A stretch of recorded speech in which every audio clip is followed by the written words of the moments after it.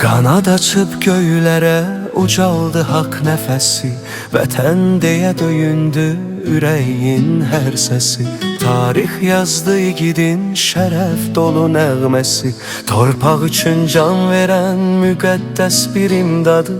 O cəsurdu, mətindi, kəşfiyyatçı ibaddı. Dağlar onu tanıyır, daşlar deyir adını. El içində ucalır qəhrəmanın sanını. Vətən üçün qoruyur torpağın hər yanını. Düşmənə sipər olan mərd ürəkli bir atdı. O cəsurdu, mətindi, kəşfiyyatçı ibaddı.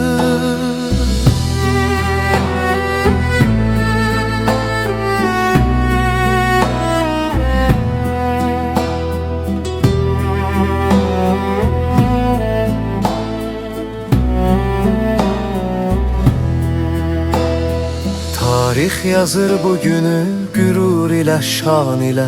Adı yaşayacaqdır hər zaman dastan ilə. Qəhrəmanlıq salnamə yazdı öz qanı ilə. Millət üçün doğulan igid bir övladdı. O cəsurdu, mətindi, kəşfiyyatçı ibaddı. O cəsurdu, mətindi, kəşfiyyatçı ibaddı.